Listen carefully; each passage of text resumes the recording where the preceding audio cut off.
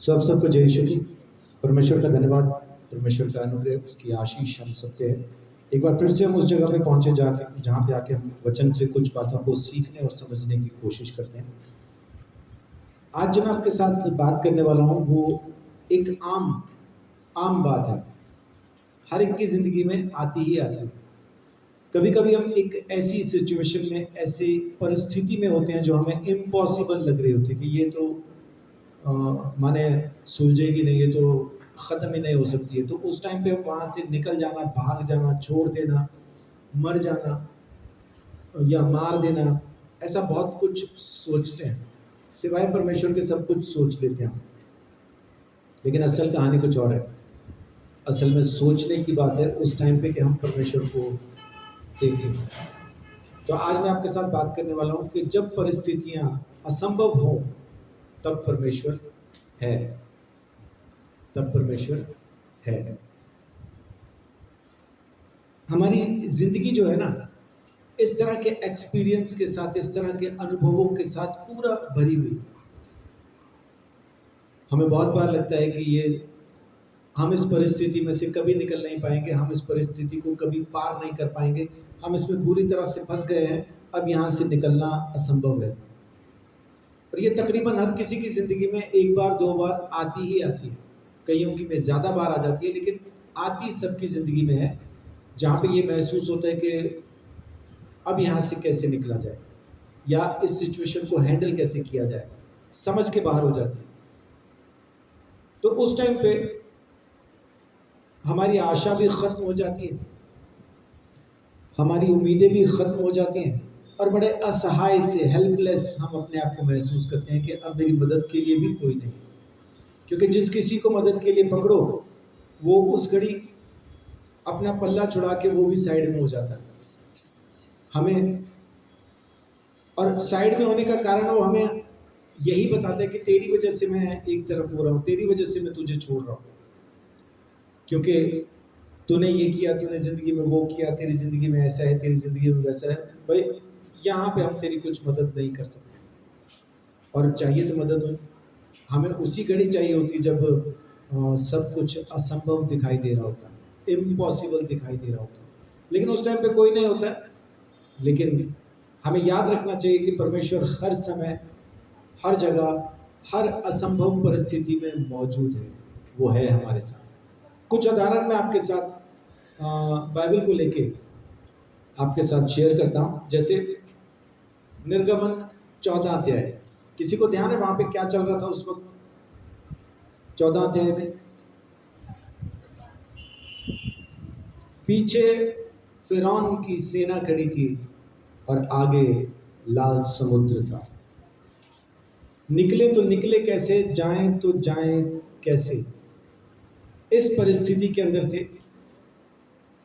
आप सोच सकते हैं कि वो असंभव परिस्थिति है। सेना पीछे आके खड़ी हो गई है, आगे लाल समुद्र है। उस टाइम पे किया जाए तो क्या किया जाए ये समझ में नहीं आता है।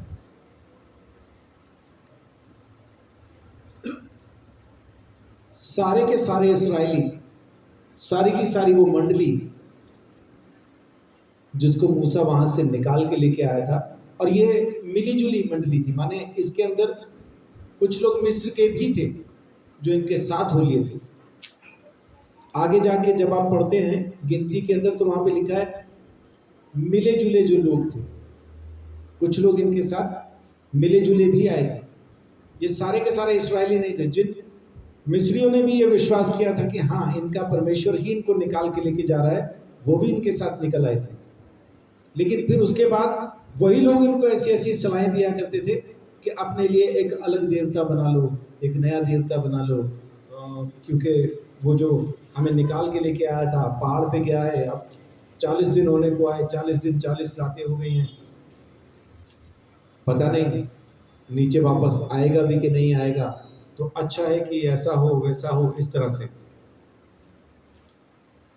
लेकिन अब यहाँ पे जब ये पहुंचे और भीड़ इनके खिलाफ हुई, तब मूसा परमेश्वर के पास जाके खड़ा हो गया। देखिए 14 का 13 से पढ़िए। मूसा ने लोगों से कहा, डरो मत, खड़े खड़े वह उद्धार का काम देखो जो यहोवा आज तुम्हारे लिए करेगा, क्योंकि जिन मिस्रियों को तुम आज देखते हो उनको फिर कभी ना देखोगे। यहोवा आप ही तुम्हारे लिए लड़ेगा, इसलिए तुम चुपचाप रहो। हाँ, मूसा उनको परमेश्वर दिखा रहा है उस परिस्थिति के अंदर। उनको दिखाई दे रहा है क्या? उनको नहीं दिख रहा है, उनको खाली मूसा दिख रहा है, उनको सिर्फ परिस्थिति दिख रही है। और परिस्थिति दिख रही है असंभव, पीछे सेना, आगे लाल समुद्र, सेना हमको काट के इसी समुद्र में फेंक देगी। और उनका कहना है कि हम तेरे को कह नहीं रहे थे कि इससे अच्छा तो हमें मिस्र में ही रहने दे, हम उन्हीं की सेवा कर लें, वहीं पे रह ले, हम तेरे को यही तो कह रहे थे, अब तूने यहाँ पे लाके फंसा दिया। और अब आगे देखिए परमेश्वर क्या कहता है उसको। 15 आयत के अंदर जब आप देखेंगे तो वहां लिखा है, तब यहोवा ने मूसा से कहा। यहोवा जाके मूसा जाके यहोवा के सामने, परमेश्वर के सामने प्रार्थना कर रहा है। और यहोवा मूसा को जवाब क्या देता है वापस, तू मेरी दुहाई क्यों दे रहा है? तो और किसकी दुहाई दे परिस्थिति के अंदर, और किसकी दुहाई दे? यहोवा कह रहे मेरी दुहाई क्यों दे रहा है? इस्राएलियों को आज्ञा दे कि यहां से कूच करें। किस तरफ? किस तरफ कूच करें? पीछे सेना खड़ी, आगे समुद्र है, तो कूच किस तरफ करना है? अब तो कूच के लिए एक ही जगह बची, ऊपर की तरफ करो, एक ही जगह तो बचती है। परमेश्वर उसको कह रहा है मेरी दुहाई क्यों दे रहा है? इस्राएलियों को कह कि कूच करें, और तू अपनी लाठी उठाकर अपना हाथ समुद्र के ऊपर बढ़ा और वह 2 भाग हो जाएगा। तब इस्राएली समुद्र के बीच होकर स्थल ही स्थल पर चले जाएंगे। हालेलुया। परमेश्वर का उपाय, परमेश्वर का जो एक तरीका है ना परिस्थिति को हैंडल करने का, बड़ा अलग है। हम अपनी बुद्धि से हैंडल कर सकते हैं, या जिसके पास हम सहायता मांगने गए वो भी अपनी बुद्धि से हमें उसको हैंडल करने का एक उपाय दे सकता है। लेकिन जब परमेश्वर के पास आके हम उस उपाय को पूछते हैं ना, परमेश्वर का उपाय अलग होता है। परमेश्वर का उपाय अलग होता है, और वो एक ऐसा उपाय होता है जो समझ के बाहर होता है। परमेश्वर जो कहे सो करना। जैसे आज हम लेट क्यों हुए? पिछले संडे जब हम कार में आए थे तो सड़कों पे पानी था, तो कार में नीचे पानी लगा। उसके बाद फिर वो 1 हफ्ता खड़ी है। अब वो खड़ी है तो माने खड़ी है, अब ना वो आगे हो रही ना पीछे, वो जाम हो गई। मैकेनिक को फोन किया, वो कह रहे जी परसों आऊंगा। लेकिन एक दिन ऐसा था जब बारिश हो रही थी और मेरे पास पुराना स्कूटर था, वेस्पा, पुराना स्कूटर था। परमेश्वर ने मुझे कहा सेक्टर 8 में जा, तब मैं 9 में रहता था। और उस वक्त तो 9 सेक्टर के अंदर, आज भी 9 सेक्टर में देखो तो पानी ज्यादा ही भरता है, तो उस टाइम तो और ज्यादा भरा करता था। तब तो सड़कें नीची थी, अब तो थोड़ा ऊंची कर दी हैं, फिर भी पानी ज्यादा भरता वहां। तो मैंने कहा, हल्की हल्की सर्दी भी थी, मतलब जर्सियां वगैरह पहन रखी थी, उसमें बारिश हो रही और परमेश्वर के बारिश में तू सेक्टर 8 में जा, तो सर्दी में कौन जा रहा भाई, और ऊपर से फिर सड़कों पे पानी भरा। तो मैंने परमेश्वर से कहा कि बाहर निकल के दरवाजा खोला और पवित्र आत्मा को बोला, देख बाहर बारिश हो रही है। जैसे मतलब उसको दिखाई नहीं दे रहा था, मेरे साथ कमरे में ही था, है ना। मैंने उसको दिखाया, मगर देख बाहर बारिश हो रही है, अभी कैसे जाऊं? अंदर आके फिर बैठ गया, प्रार्थना करने लगा। पवित्र आत्मा फिर कह रहा उठ जा। फिर मैंने कहा इतना पानी है, स्कूटर तो चलेगा नहीं। पवित्र आत्मा ने कहा उठ जा, बस उसका एक ही था कि तू जा। मैं आया और ये सोच के मैंने किक मारी कि वहीं तक जाके तो स्कूटर बंद हो जाना, तो जाना भी कहाँ है, कपड़े गीले होने खाली, अभी वापस आ जाएंगे। मैंने किक मारी, स्कूटर पे बैठा और ये सोच के मैंने स्कूटर चलाना शुरू किया, ए बंद, और मैं सेक्टर 8 पहुंच गया। स्कूटर बंद नहीं हुआ, माने वो उतना पानी था, मेरे को यूं लग रहा था जैसे स्कूटर सड़क पे नहीं चल रहा है, पानी पे ही चल रहा है। परमेश्वर जब लेके जाना चाहे तो परमेश्वर स्कूटर को उतने पानी में से भी ले जाता है जहां पे स्कूटर का चलना असंभव है। और जब मैं आगे पहुंचा तो अंजलि बहन अपने बिस्तर से आधा लटकी हुई थी, ऐसे नीचे गिरी हुई थी, वो बीमार थी, उनके घर पे कोई नहीं था संभालने वाला। मैंने जाके उनको वापस बेड पे उनको सीधा किया और पूछा, बहन क्या हो गया, ऐसा क्यों गिर गई? बोल रही 3 दिन हो गए ना कुछ खाया ना कुछ पिया, वो पानी पड़ा है टेबल पे, वो पीना चाह रही थी, वहां तक पहुंच नहीं पाई, और गिर गई तो वापस उठ भी नहीं पाई। लेकिन आप कैसे आए? मैं कहा मैं आया नहीं हूं, लाया गया हूं, लाया गया हूं। सो परमेश्वर जब काम करने पे आता है तो असंभव परिस्थितियों में काम करता है। हैदराबाद से एक बार मैं चला, मेरे पास दिल्ली तक का टिकट था, आगे की समस्या थी, दिल्ली से अंबाला पहुंचूंगा कैसे मुझे अंदाजा नहीं था। और जो मुझे रेलवे स्टेशन पे छोड़ने के लिए आया, जैसे ट्रेन चल पड़ी तो उसने अपने पर्स पे हाथ रख के मुझे पूछा, भैया कुछ पैसा तो नहीं चाहिए? मैं कहा बिल्कुल भी नहीं, और जिस तरह से तू गिरा ऐसा तो कतई नहीं चाहिए। मैं ट्रेन में जाके बैठा, मेरी सीट भी कंफर्म नहीं थी।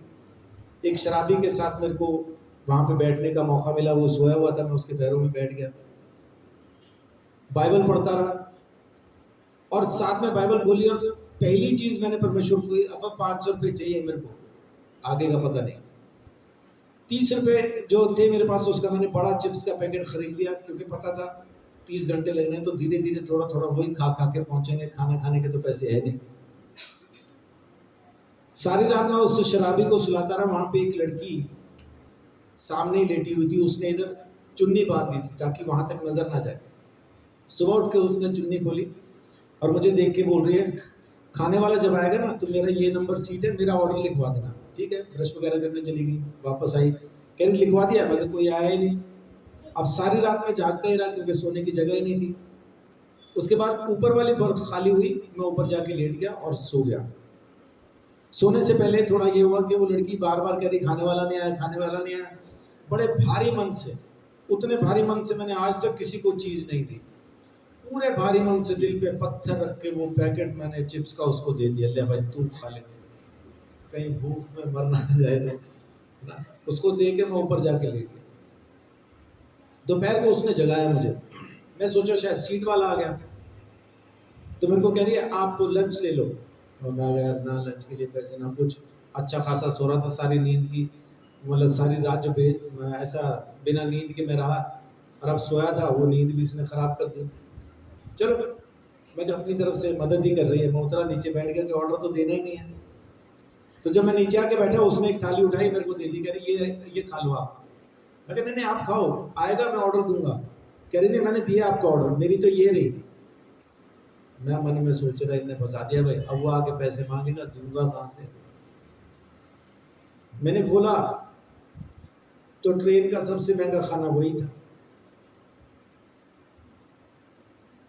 अब मरता क्या ना करता, खा लिया। अब जैसे वो आया, मैं मन में सोच रहा है इनकी तो डिस्पोजेबल प्लेट होती है, ये तो बर्तन भी धुलवाएंगे मेरे से, अब करेंगे क्या मेरे साथ जब मैं पैसा नहीं दूंगा। जब वो आया वो प्लेट्स लेने के लिए, तो मैं ऐसे ही पर्स पे हाथ रख के पूछ रहा कितने हुए? कह रहा सर आपका हो गया, आपका पैसा दे दिया। मैं किसने दिया? मैडम ने दिया। अच्छा, मैं कहता हाँ कितने हुए? कह रही नहीं, सुबह आपने मुझे ब्रेकफास्ट दिया था, मैंने अब आपको लंच दिया, हमारा बराबर हो गया। ये अच्छा है, ये बढ़िया। उसके बाद वो मुझे सुनती रही, बाबा बाबा नहीं, बापू आसाराम, बापू आसाराम के चेले चढ़े थे, अपनी वर्दी में ही थे। दिल्ली में बापू आसाराम की कोई सभा थी, वहां पे वो लाइटिंग वगैरह लगाने के लिए जा रहे थे। मैंने उनके साथ यीशु मसीह का वचन शेयर किया, उनको वचन बताया।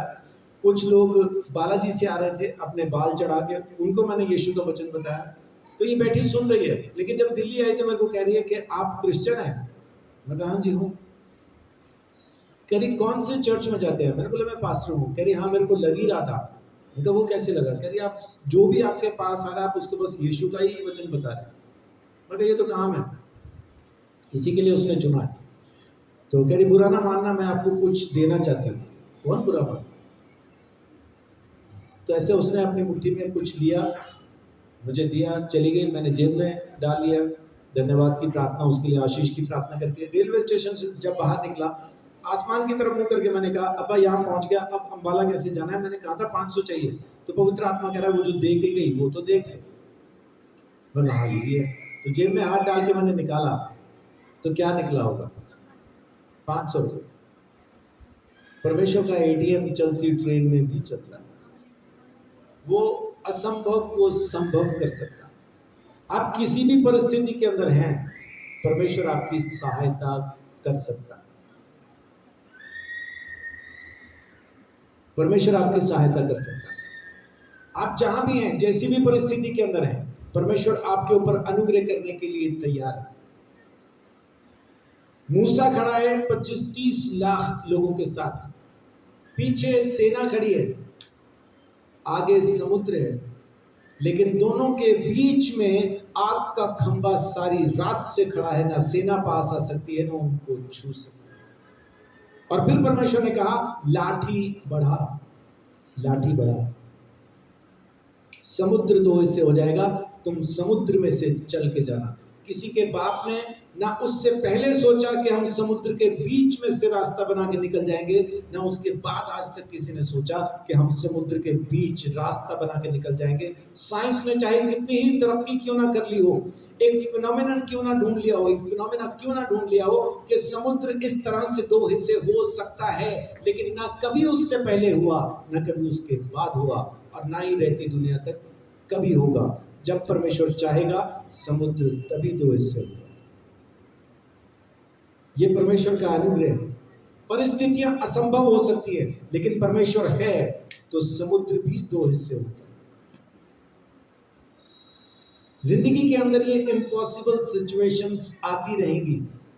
कब तक आती रहेंगी? जब तक हम इसके साथ भिड़ना, इसके साथ लड़ना, परमेश्वर पर विश्वास करना न सीख जाए।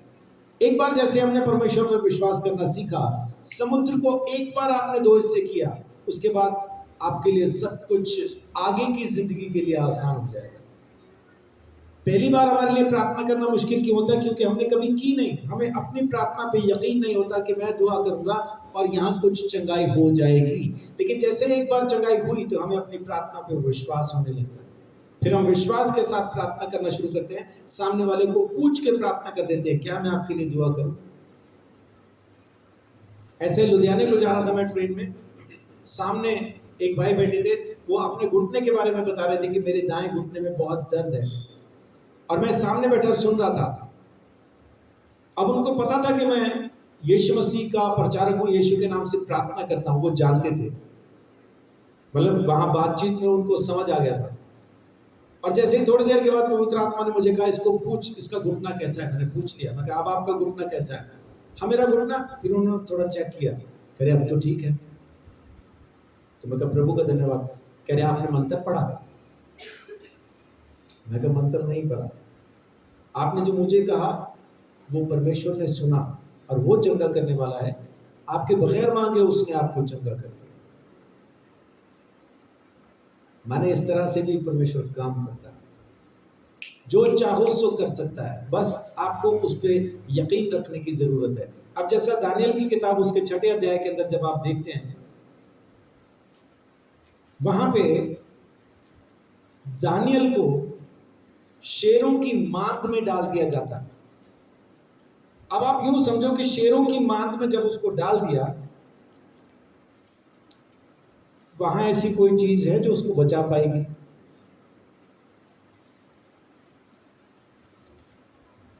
भूखे शेर हैं वो, भूखे शेर, और तादाद में 1 से ज्यादा है, ज्यादा है वहां पे। 1 से ज्यादा कैसे? हमें कैसे पता? क्योंकि जिन्होंने दानियल को मार डालने की साजिश की थी, जब उनको उनके खानदान समेत वहां पे उस गड्ढे के अंदर फेंका गया, वहां लिखा है वचन के अंदर कि वो जमीन तक भी नहीं पहुंचे, शेरों ने हवा में उनकी हड्डियों को तोड़ डाला। तो 1 से ज्यादा है शेर, 1 से ज्यादा है, क्योंकि एक टाइम पे शेर एक ही बंदे को कैच कर सकता है। ऐसा नहीं है, कोई गेम नहीं चल रही है ना वहां पे, वीडियो गेम नहीं चल रही है कि सबके गिरने से पहले फटाफट फटाफट शेर ने सबको चबा दिया, वैसा नहीं है। 1 से ज्यादा है। लेकिन दानियल को जब वहां पे फेंका, दानियल को शेरों पे यकीन नहीं है। उसको फेंके जाने से पहले उसको मालूम था कि मुझे शेरों की मांद में फेंकने वाले हैं, लेकिन वो दुआ में बैठा, फेंक दो दिक्कत नहीं, मेरा परमेश्वर मेरे साथ है। और जब उसको शेरों की मांद में फेंका, शेरों के बीच में गिरा, और गिरने के बाद शेर ने कहा वेलकम। दानियल ने कहा अब चल बे, तेरे जैसी बिल्लियां बहुत घूमती, तुझे मालूम परमेश्वर मेरे साथ है। तो शेर बोल रहे फिर करेगा क्या परमेश्वर अब तेरा? वो जो करेगा सो करेगा, तू अपनी ट्राई कर, खा के देख। जैसे ही शेर ने मुंह खोलना चाहा, आपको मालूम है स्वर्गदूतों को दर्जी का काम दिया था। स्वर्गदूत ने फटाफट उनके मुंह सिल दिए। अब मुंह ही नहीं खोल रहे उनके, अब मुंह ही नहीं खोल रहे। पहले मुंह कर रहे थे ना, हाँ, अभी म्याऊं भी नहीं कह पा रहे। सारी रात मुंह बंद है। वो दानियल पे पंजा मारने की जगह पे क्या करते रहे होंगे सारी रात? अपने ही मुंह पे पंजा मारते रहे होंगे, भूल जा। वो क्या हो गया? सामने चॉकलेट केक आया हुआ, तू मुंह बंद करके बैठा। ये असंभव है कि भूखे शेरों के अंदर एक शख्स को फेंक दिया जाए और वो सारी रात उनके बीच बैठा रहे और शेर उसको छू भी ना पाए। असंभव है। लेकिन संभव कब होता है? जब परमेश्वर साथ में हो। और उधर राजा बेचैन, राजा परेशान कि भाई पता नहीं क्या हुआ क्या नहीं हुआ। 6 का 19 से पढ़िए। भोर को फटते ही राजा उठा और सिंहों के गड्ढे की ओर फुर्ती से चला गया। जब राजा गड्ढे के निकट आया तब शोक भरी वाणी से चिल्लाने लगा और दानियल से कहा, हे दानियल, हे जीवते परमेश्वर के दास, क्या तेरा परमेश्वर जिसकी तू नित्य उपासना करता है तुझे सिंहों से बचा सका है? तब दानियल ने राजा से कहा, हे राजा, तू युग युग जीवित रहे। मेरे परमेश्वर ने अपना दूत भेजकर सिंहों के मुंह को ऐसा बंद कर रखा कि उन्होंने मेरी कुछ भी हानि नहीं की। इसका कारण यह है कि मैं उसके सामने निर्दोष पाया गया और हे राजा, तेरे सम्मुख भी मैंने कोई भूल नहीं की। ठीक है, अब परमेश्वर का वचन क्या कह रहा है? दानियल ने कहा कि शेरों का मुंह इस तरह से बंद था कि वो मुझे कुछ भी नुकसान नहीं पहुंचा पाए, क्योंकि मैं परमेश्वर के साथ था और परमेश्वर मेरे साथ। शेरों की मांद में भी वो हमारे साथ होता है अगर हम उस पर विश्वास रख के उसके साथ चल रहे हैं। जब संभव परिस्थितियों में हम परमेश्वर पर विश्वास रख के उसके साथ चल रहे हैं तो असंभव में भी फिर वो हमारे साथ रहते हैं। जब नॉर्मल सिचुएशन है आपकी, सब कुछ जिंदगी में बड़े आराम से बड़ा अच्छा चल रहा है, उस टाइम पे परमेश्वर पे भरोसा रख के उसके साथ चलो, तो जब सिचुएशन इम्पॉसिबल हो जाएगी तब वो आपके साथ चलेगा। लेकिन अगर संभव परिस्थितियों में हम उसके साथ नहीं चल रहे हैं तो फिर असंभव में भी हम उसको तलाश नहीं सकते। संभव परिस्थितियों में कैसे हम परमेश्वर के साथ चलते हैं? उठते बैठते सोते जागते उसको धन्यवाद देके, उसी की अगुवाई, पवित्र आत्मा की अगुवाई मांगते, उससे पूछते और उसके रास्तों पे चलते हैं। उसके बाद फिर जब हम असंभव में होते हैं तो फिर वो हमको खुद अपना रास्ता बताता है, हमारे लिए खुद नए नए रास्ते खोल देता है। ये उसका काम है, ये उसका अनुग्रह है। आमीन। उसके साथ रहना, उसके अनुग्रह के अंदर चलना भला है। अब आप देखें कि योना नबी परमेश्वर से भागा, परमेश्वर से भागा।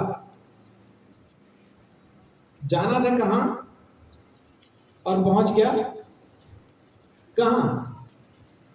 जाना निनवे को है और जाना दौड़ा किस तरफ? तर्शीश को। लेकिन रास्ते में क्या हुआ? रास्ते में तूफान ने घेर लिया और खुद ही कह रहा है, उन नाविकों को खुद ही कह रहा है, मेरी वजह से तूफान आ रहा। भाई तूफान से बचना चाहते तो एक काम करो। बोल रहे क्या करें? मुझे उठा के समुद्र में फेंक, तूफान शांत हो जाए। उसके बाद आखिर में उन्होंने परमेश्वर के सामने ये प्रार्थना करके कि इसकी हत्या का दोष हमारे पे नहीं लगाना, उसको उठाया और समुद्र में फेंक दिया।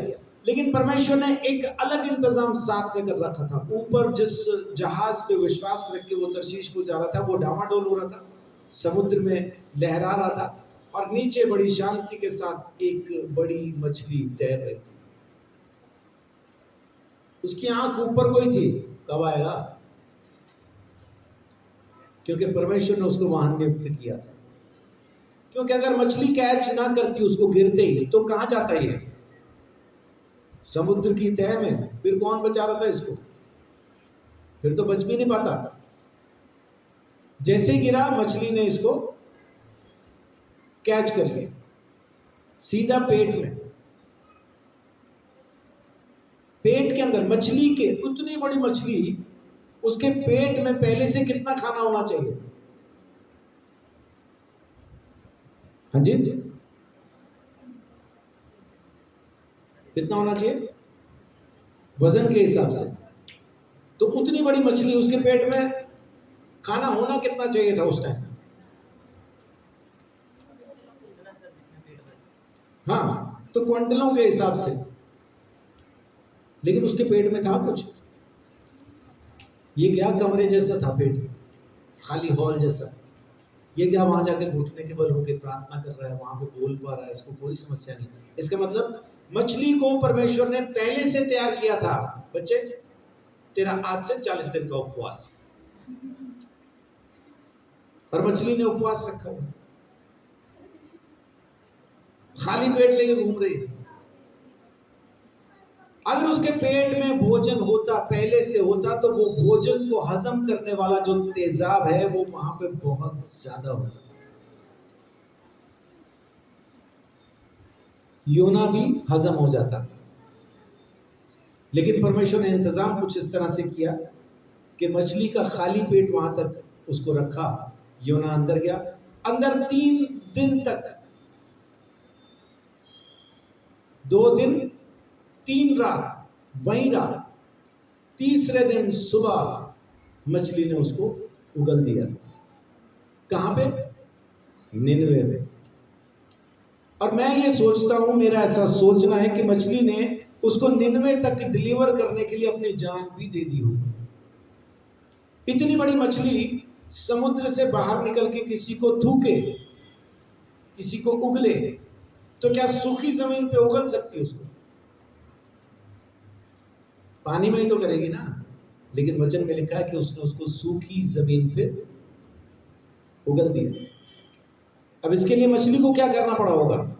पीछे से आई होगी फुल स्पीड, और समुद्र किनारे आके यूं घिसती हुई, फिसलती हुई सूखी जमीन तक गई होगी। वहां पे जाके उसको थूक दिया होगा। अब वहां से ये वापस आ पाई होगी क्या? मेरा ऐसा सोचना है कि मुश्किल होगा उसका वापस आना। तो परमेश्वर की इच्छा को पूरा करने के लिए एक मछली अपनी जान तक दे सकती है। हम क्या कर सकते हैं उसके लिए? हम क्या कर सकते हैं परमेश्वर की इच्छा पूरी करने के लिए? हमारी इच्छाएं पहले, हम क्या कर सकते हैं परमेश्वर की इच्छा पूरी करने के लिए? परमेश्वर को ये बता सकते हैं कि प्रभु, जब तक मेरी इच्छाएं पूरी ना होगी, तेरी शुरू ना होगी। पहले मैं मेरी इच्छाएं पूरी कर लूं, उसके बाद फिर तेरे वाली लिस्ट को उठाएंगे। पहले मेरी हो जाने दे, फिर तेरी वाली। पहले मैं, फिर तू। और कमाल की चीज बताऊं आपको, परमेश्वर भी यही कह रहा है, पहले मैं, फिर तू। पहले मेरी लिस्ट पूरी होगी, फिर मैं तेरी करूंगा। हम भी यही कह रहे हैं, पहले मेरी पूरी होगी, फिर तेरी। लेकिन चलती तो परमेश्वर की। जब तक हम उसकी लिस्ट को पहले पूरा ना करेंगे, तो वो हमारी लिस्ट भी पूरी नहीं करेगा, शुरू नहीं करेगा। योना पेट में रहा मछली के 2 दिन 3 रात, तीसरे दिन उसको मछली ने उगल दिया। यीशु ने योना का ही उदाहरण दिया कि जैसा वो भी तीसरे दिन मछली के पेट से बाहर आया था, वैसा ही मैं भी तीसरे दिन अधोलोक से जिंदा होके बाहर आ जाऊंगा। आमीन, आमीन। वही चिन्ह उसने दिया था। तो असंभव परिस्थितियों में परमेश्वर पर विश्वास रखें, क्योंकि इब्रानियों 13:5 क्या कहता है? अगर कोई बगैर पढ़े बता सकता है, नहीं तो जल्दी से पढ़ के बताएं। अगर बगैर पढ़े कोई बता सकता है तो, नहीं तो पढ़िए। तुम्हारा स्वभाव लोभ रहित हो, और जो तुम्हारे पास है उसी पर संतोष करो, क्योंकि उसने आप ही कहा है, मैं तुझे कभी न छोड़ूंगा और न कभी तुझे त्यागूंगा। आमीन। उसने कहा है, ना छोड़ूंगा ना त्यागूंगा। लूका 18 अध्याय। परमेश्वर का वायदा है कि ना छोड़ेगा ना त्यागेगा। और पुराने नियम में लिखा है ना धोखा दूंगा। तो वो ना धोखा देगा, ना छोड़ेगा, ना त्यागेगा। वो हमेशा, एक बार उसने थाम लिया तो फिर हमारा हाथ उससे कोई नहीं छुड़ा सकता, अगर हम खुद परमेश्वर को ना छोड़े तो। यीशु को छोड़ हम किसी और के पीछे चल दें तो इसका मतलब हमने उसका हाथ छोड़ दिया, लेकिन हम उसके साथ ही चल रहे हैं, यीशु में ही चल रहे हैं, तो फिर परमेश्वर हमको कभी नहीं छोड़ेगा। इंसान के लिए चीजें असंभव हो सकती हैं। लूका 18:27 उसने कहा, जो मनुष्य से नहीं हो सकता वह परमेश्वर से हो सकता है। आमीन। इंसान से असंभव है चीजें, इंसान में मैं खुद भी आता हूं। मेरे लिए मेरे बच्चों को पालना असंभव है, मेरे लिए उनको सेहत तंदुरुस्ती देना असंभव है, मेरे लिए उनको अच्छा कपड़ा, अच्छा घर, सब कुछ देना असंभव है। लेकिन जब मैं परमेश्वर के साथ हूं तो सब कुछ संभव है, सब कुछ संभव है। इंसान के लिए असंभव है। जब मैं बहुत ज्यादा दुखी हूं तो दूसरे इंसान के लिए असंभव है कि मुझे वो तसल्ली, वो शांति दे जिसकी मुझे तलाश है, लेकिन परमेश्वर के लिए संभव है। जब मैं बीमारी में हूं, कष्ट में हूं, उस टाइम पे मेरे आसपास लोग जमा जरूर हो सकते हैं, लेकिन मेरे शरीर को तसल्ली नहीं दे सकते, मेरे शरीर को चंगाई नहीं दे सकते, उस दर्द से आराम नहीं दे सकते, सिर्फ बात कर सकते हैं। लेकिन परमेश्वर के लिए संभव है, वो मुझे यूं चंगा कर सकता है। शद्रक मेशक अबेदनगो ने कहा राजा को कि बेशक तू हमको भट्ठे में डाल दे, हमारा परमेश्वर चाहे तो तेरे हाथ से हमें यूं छुड़ा सकता है, न भी छुड़ाए तो भी हम तेरी मूर्ति को सलाम नहीं करेंगे। राजा गुस्से में आ गया, भट्टा 7 गुना और भड़का दिया। जो इनको धक्का देने के लिए गए वो ऊपर ही झुलस के मर गए, ये भट्टे में गिरे और आग इनसे बचती रही। शद्रक मेशक अबेदनगो आ गए, कहीं हमें ना लग जाए। बाकी कैसे डर रहे थे? आग हमें ना लग जाए, लेकिन आग शद्रक मेशक अबेदनगो से डर रही थी कि कहीं मुझे शद्रक मेशक अबेदनगो ना लग जाए। अगर वो मुझे लग जाए तो फिर मैं तो मर जाऊंगी, खत्म हो जाऊंगी, क्योंकि ये परमेश्वर के लोग हैं। वजह क्या थी? खुदा का जो दूत है, वहां पे क्या लिखा है कि मनुष्य के पुत्र का सा कोई दिखाई देता। और बाद में ये टाइटल नए नियम के अंदर हमें यीशु मसीह के लिए मिलता। तो उस आग में खुद प्रभु यीशु उनके साथ है। परमेश्वर का दूत, परमेश्वर का बेटा, उस घड़ी वो दूत है, यीशु है, जैसा भी आपको ठीक समझ में आए, लेकिन परमेश्वर है उनके साथ। भट्टे में परमेश्वर है, उसने बचा के रखा। सो जो चीजें मनुष्य से इम्पॉसिबल हैं, उससे संभव नहीं है, परमेश्वर से सब कुछ संभव है। और परमेश्वर, वचन संहिता 126, परमेश्वर हमारे हालात को बदल सकता है ना। एक कहते हैं ना टर्न अराउंड, माने वो चीजों को बदल सकता है, घुमा सकता है, वापस मोड़ के ला सकता है। भजन संहिता 126 1 से लेके 3 तक, He can turn around situations. जब यहोवा सिय्योन से लौटने वालों को लौटा ले आया, तब हम स्वप्न देखने वाले से हो गए। तब हम आनंद से हंसने और जय जयकार करने लगे। तब जाति जाति के बीच में कहा जाता था, यहोवा ने इनके साथ बड़े बड़े काम किए हैं। यहोवा ने हमारे साथ बड़े बड़े काम किए हैं और इससे हम आनंदित हैं। आमीन। कौन कौन से बड़े काम किए? मिस्र देश में से निकालना, 10 विपत्तियां वहां दिखाई, जिसमें से एक भी इस्राएलियों पर नहीं आई। जादूगर जो ला पाए सिर्फ उतनी यहाँ पर, और वो भी हमेशा के लिए नहीं थी। पहली आई, दूसरी आई, तीसरी ला नहीं पाए, उसके बाद चौथी से तो परमेश्वर ने कह दिया अब आएगी भी नहीं, और नहीं आई। लाल समुद्र पार करके उनको ले आया, 40 साल तक उनको मन्ना खिलाया। छोटे बच्चे जो मिस्र देश में से निकल के आए थे, 5 साल का बच्चा निकल के आया, 45 साल का आदमी हो गया, लेकिन ना उसके जूते पुराने हुए, ना उसके कपड़े पुराने हुए, उसके साथ साथ बढ़ते चले गए। क्योंकि वो कौन सा वहां पे तिब्बत मार्केट में से गुजर रहे थे कि अपने लिए जूते कपड़े खरीदते रहते। ना जूते कपड़े खरीदे, ना उन्होंने कपास की उपज वहां पे पैदा की। मांस के लिए तो वो चिल्ला रहे थे और मांस के लिए उनको तितर बटेर ही मिलते थे। अगर हम कहें कि बड़े बड़े जानवर उनको मिले मांस के लिए तो फिर उनकी खाल के वो जूते भी बना सकते थे, लेकिन मांस के लिए तो चिल्ला ही रहे थे। परमेश्वर ने उनको बटेर दिए, बटेर के जूते नहीं बनते। और वचन में लिखा है ना उनके पांव सूजे ना उनके कपड़े पुराने। यानी बच्चा जैसे जैसे बड़ा होता गया उसके साइज के जूते कपड़े भी उसके साथ साथ बड़े होते गए। ये परमेश्वर का अनुग्रह है। क्या नहीं देखा उन्होंने, जिस भी सिचुएशन में फंसे परमेश्वर ने सिचुएशन को बदल दिया, उनके हक में कर दिया। वो सब कुछ देखते आ रहे हैं। परमेश्वर आपकी जिंदगी में भी वही काम करने को तैयार है। आपके खिलाफ या आपके जो हक में नहीं है चीजें वो हो रही हैं, अगर तो आप परमेश्वर के पास हैं, परमेश्वर के साथ हैं, तो वो चीजों को बदल के आपके हक में कर देगा।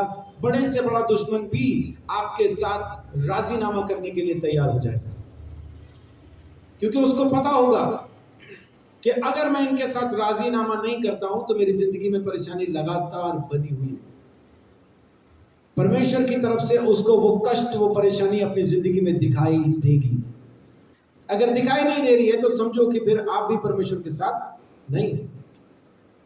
परमेश्वर आपको संभाल के रखना, अपने साथ चलाना चाहता है, चीजों को बदल देता है, आपके हक में ले आएगा, आपकी फेवर में लेके आएगा, क्योंकि वो परमेश्वर है, वो जिंदा खुदा है।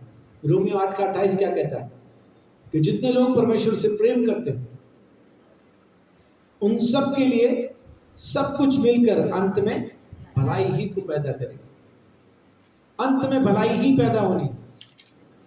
हमारे खिलाफ कुछ नुकसान देने वाली चीज भी अगर किसी ने की है तो आखिर में होगा क्या कि वो हमारे हक में हो जाएगी, हमारी फेवर में हो जाएगी। आमीन। यूसुफ को बेच दिया उसके भाइयों ने। उत्पत्ति 50 अध्याय। यूसुफ को बेच दिया उसके भाइयों ने।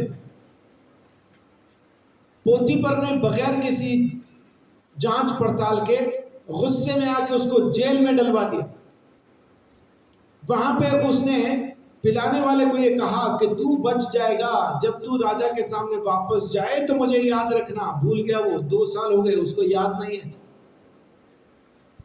उसके बाद जब 2 साल के बाद याद आया, बाहर निकला तो देश का प्रधानमंत्री हो गया। 13 साल तक वो ऐसी ही परेशानी में रहा, इम्पॉसिबल सिचुएशन में रहा, जहां से निकल नहीं सकता था, भाग नहीं सकता था। लेकिन उसने शिकायत कभी नहीं की, अपने भाइयों के खिलाफ बोला भी नहीं कभी। अगर अपने भाइयों के खिलाफ बोला होता तो जब उसके भाई मिस्र देश में पहुंचे थे तो मिस्री ये सुन के खुश ना होते कि यूसुफ के भाई आए हैं। जैसा ही सुनते कि यूसुफ के भाई आए हैं गुस्से में आ जाते, इन्होंने हमारे प्रधानमंत्री को बेच दिया था, अब फंसे हैं, अब देखते हैं। लेकिन वैसा नहीं हुआ। क्यों? क्योंकि यूसुफ ने कभी भी अपने भाइयों की शिकायत किसी को नहीं की।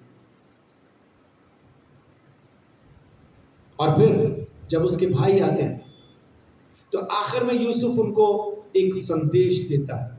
संदेश क्या था? 50 का 20 पढ़िए। यद्यपि तुम लोगों ने मेरे लिए बुराई का विचार किया था, यद्यपि तुम लोगों ने मेरे लिए बुराई का विचार किया था, परंतु परमेश्वर ने उसी बात में भलाई का विचार किया, आमीन, जिससे वह ऐसा करे जैसा आज के दिन प्रकट है कि बहुत से लोगों के प्राण बचे हैं। जिसको मार डालना चाहते थे उसकी वजह से पूरा खानदान 70 लोग बचाए गए।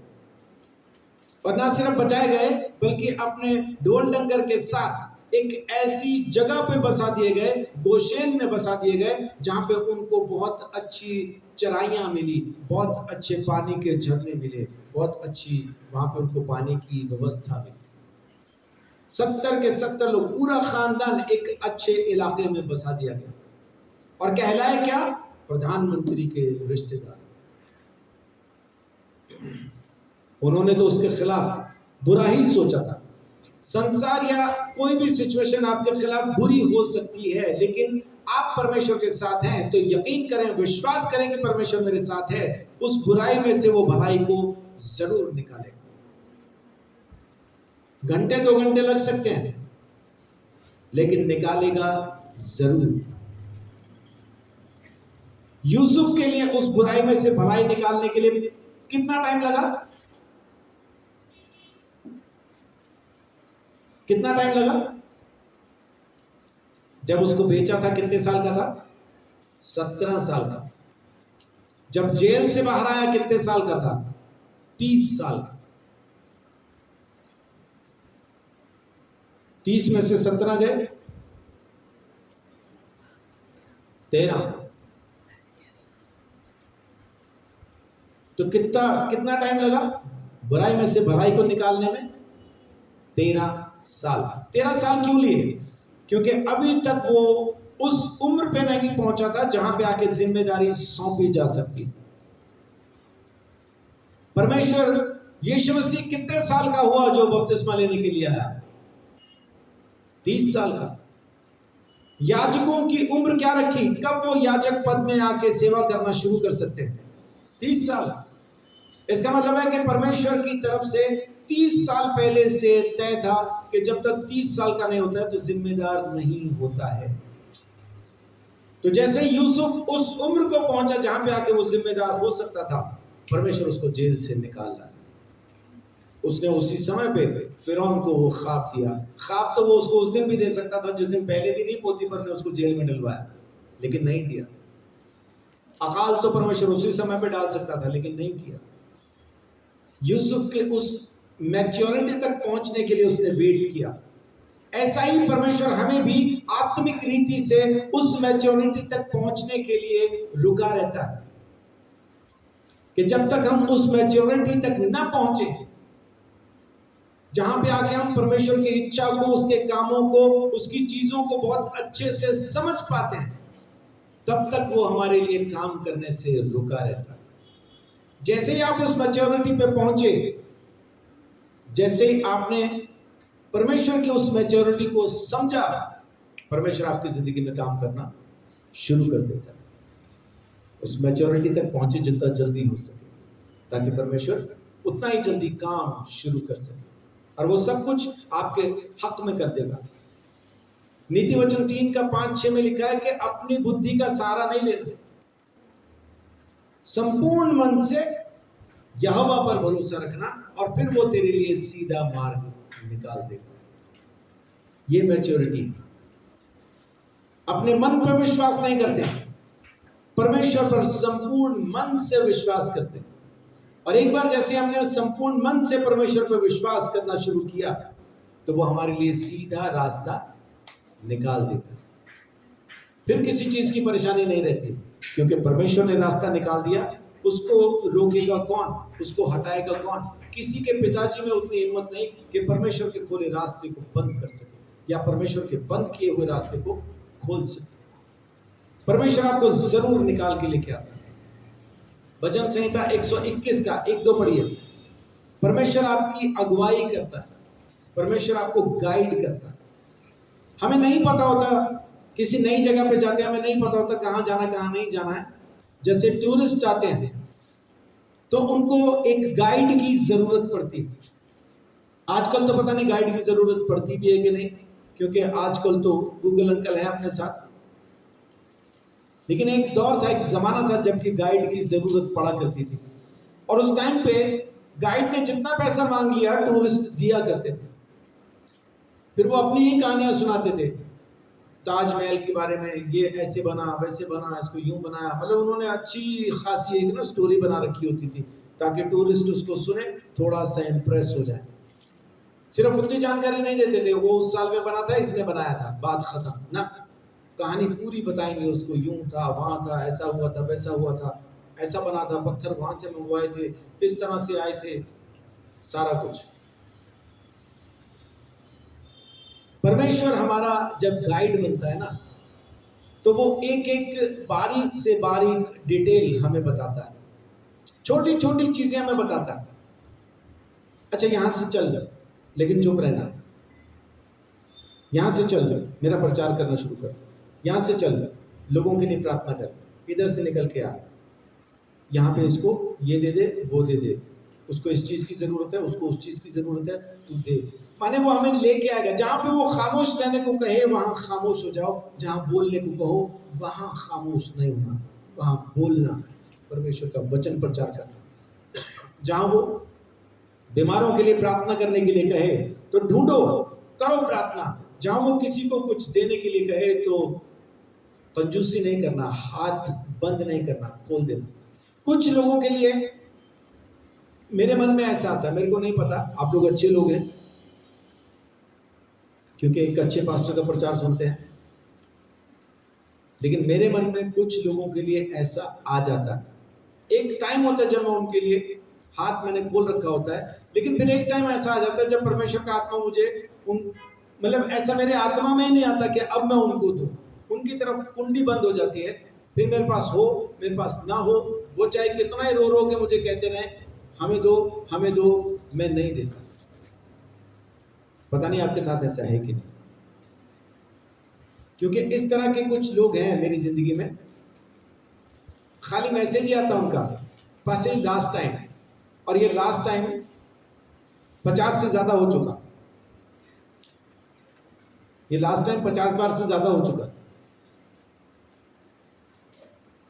तो फिर धीरे धीरे ऐसा होने लगता है। मैं कहना क्या चाह रहा हूं, कभी कभी परमेश्वर का आत्मा कहता है दो, और कभी कभी परमेश्वर का आत्मा कहता है इसको नहीं देना, फिर मैं वैसा ही करता हूं। एक आंटी हमारे घर पे आई थी, आंट मेबल, उन्होंने प्रार्थना कराई। आमतौर पे क्या होता है, जब पास्टर के पास कोई आया प्रार्थना कराया, कुछ तो अपनी तरफ से एक भेंट दे के जाता है, छोटी बड़ी का कोई माने नहीं है, लेकिन दे के जाता है। उन्होंने 5 पैसे भी नहीं दिए। वहीं पे रही कुछ दिन, हमारे घर के जहाँ हम फर्स्ट फ्लोर पे रहते थे, तो ग्राउंड फ्लोर पे वो थी हमारी मकान मालकिन के साथ। जब जाने लगी तो मेरे को कह रही है संजीव मैं घर जाके प्रार्थना करूंगी, परमेश्वर से पूछूंगी कि आपको क्या देना है, मैं वही दूंगी। तो मैंने पूछ लिया आंट मेबल से कि अच्छा ऐसा भी होता है कि हाँ संजीव ऐसा होता है। वो 84 की थी जब आई थी। ऐसा होता है कि एक उन्होंने बताया कि एक ऐसा ही सेवक थे जो मेरे पास आते थे, मैं उनकी हेल्प किया करती थी, लेकिन एक बार मैं अलमारी में जाके निकाल रही हूँ और परमेश्वर का आत्मा मुझे कह रहा है इसको मत दे, झूठ बोल के लेता तुमसे।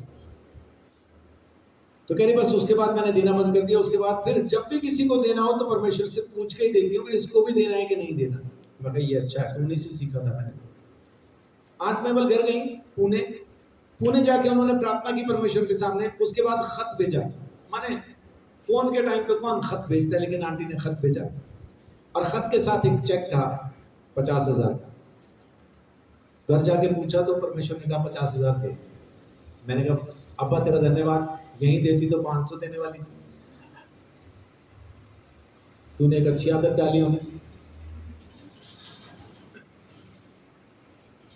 परमेश्वर अगुवाई करता, गाइड करता, छोटी से छोटी बात में अगुवाई करता, बड़ी से बड़ी बात में अगुवाई करता, लेकिन उसकी अगुवाई लेना जरूरी है।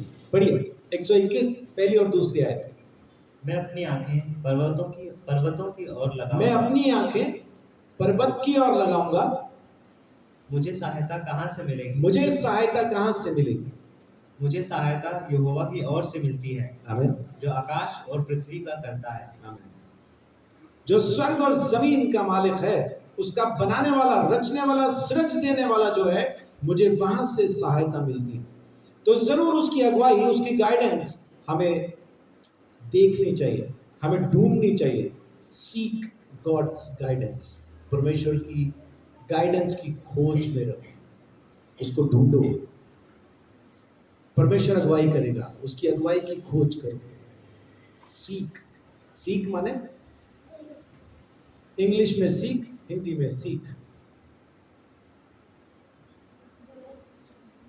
खोजो उसकी अगुवाई को ढूंढो, उसकी अगुवाई उससे पूछो अब्बा तू क्या चाहता, यीशु पवित्र आत्मा तू क्या चाहता, उसको पूछो, वो बताएगा। वैसा ही चलो, फिर कमाल होता। और उसके बाद जल्दबाजी नहीं। बहुत से लोग बड़ी जल्दी प्रार्थना करना छोड़ देते हैं। हमने जी 1 साल हो गया प्रार्थना की, फिर हमें लगा परमेश्वर की इच्छा नहीं है तो हमने ये प्रार्थना करना छोड़ दिया। मेरी माँ ने मेरे लिए कितने साल प्रार्थना की? 18 साल। मेरी माँ ने ये नहीं कहा कि 1 साल के बाद, 2 साल के बाद, 3 साल, लेकिन 18 साल के बाद भी मेरी माँ का विश्वास रत्ती भर कमजोर नहीं हुआ। जब भी कहती थी यही कहती थी, मेरा प्रभु तुझे जरूर बदल देगा। उसका चैलेंज था, देखती हूं मेरा खुदा जीतेगा कि शैतान जीतेगा। और फिर कहती थी शैतान जीत नहीं सकता क्योंकि मेरा प्रभु जिंदा है। उस चैलेंज के साथ उसने मेरे लिए लगातार प्रार्थना की 18 साल, और मुझे उस दलदल से उसने निकाल दिया 18 साल के बाद। अगर वो प्रार्थना उसने ना की होती, मैं आपको जिंदगी में कभी मिलने वाला नहीं था। ना मैं अंबाला आने वाला था और ना इस उम्र तक आने वाला था। मेरे साथ के सारे दोस्त मर गए, एक भी जिंदा नहीं मेरे साथ था, सब मर गए। उनकी माएं मुझे अब देखती है ना, तो माने जैसे हम वो लेते नहीं, अभी बच्चा पैदा हुआ, छोटा सा पैदा हुआ, उसको उसकी चुम्बियां ही लेते रहते हैं। और जब मैं अपने दोस्तों के घर जाता हूं, उनकी माओं का वही हाल है। मैं वहां जाके कहता हूं आज ही पैदा हुआ जी, ले लो चुम्बियां। तो मेरा बेटा तू बच गया, मेरा लाल, मेरा पुत तू बच गया। फिर मेरे अंदर ही अपने बेटे को ढूंढेंगी, उसी की बातें मेरे साथ करती रहेंगी। तो अब धीरे धीरे फिर मैंने जाना भी बंद कर दिया, क्योंकि मेरे पास उनके लिए कोई जवाब है नहीं। कुछ माओं का तो ये भी सवाल है ना, उसको भी बचा लेता, तू बचा था तो उनको भी बचा लेता। लेकिन जब तक मैं वापस गया तब तक तो वो जा चुके थे, मेरे वहां तक पहुंचने पर जा चुके थे।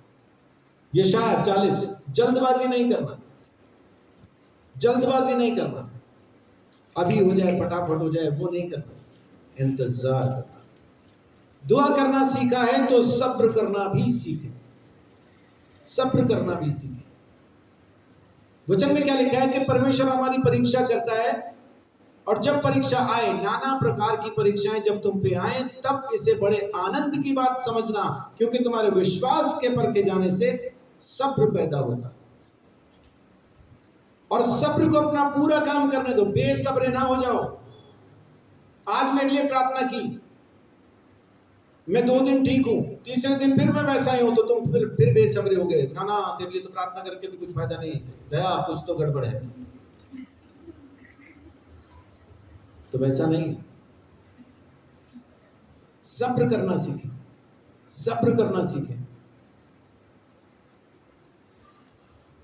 नाना प्रकार की परीक्षाओं में जब तुम पढ़ो तो इसे पूरे आनंद की बात समझो, क्योंकि तुम्हारे विश्वास के परखे जाने से सब्र पैदा होता है, और सब्र को अपना पूरा काम करने दो, तब तुम पूरे और सिद्ध हो जाओगे और तुम्हारे अंदर किसी चीज की कमी नहीं रहेगी। आमीन। ये वचन कहता है, याकूब 1 अध्याय, वहां जाने की जरूरत नहीं, जस्ट बता रहा हूं, याकूब 1 अध्याय उसकी 2 से लेके 4 तक। लेकिन सब्र रखने की अगर किसी के अंदर बुद्धि ना हो, तो 5वें आयत में लिखा है, जिसमें बुद्धि ना हो परमेश्वर से मांगे, उदारता से देगा, बुलाना नहीं देगा, सब्र रखने की बुद्धि देगा। इसलिए सब्र रखें, धीरज धरें। प्रार्थना किया है, परमेश्वर के साथ चल रहे हैं, आप परिपक्व हो चुके हैं, मैच्योर हो चुके हैं, तो अब सब्र रखना भी सीखें। यशायाह 40 का 31। परंतु जो यहोवा की बाट जोतते हैं वे नया बल प्राप्त करते जाएंगे, वे उकाबों के समान उड़ेंगे, वे दौड़ेंगे और श्रमित ना होंगे, चलेंगे और थकित ना होंगे। उकाबों के जैसा नए होते जाएंगे, श्रमित ना होंगे, माने थकेंगे नहीं। परिश्रम, श्रमित, मेहनत करने से थकेंगे नहीं। आगे लिखा है दौड़ेंगे पर थकित ना होंगे। मैं एक जगह प्रचार सुन रहा था, वहां पे पास्टर प्रचार कर रहे थे, कहा श्रमित ना होंगे, उन्हें किसी चीज से शर्मिंदगी नहीं होगी। वो श्रमित कुछ और है ये श्रमित कुछ और है। थकेंगे नहीं, इंतजार। कौन नहीं थकेंगे? उकाब के जैसा नई जवानी किनकी हो जाएगी? कौन है जो दौड़ेंगे भी तो थकेंगे नहीं?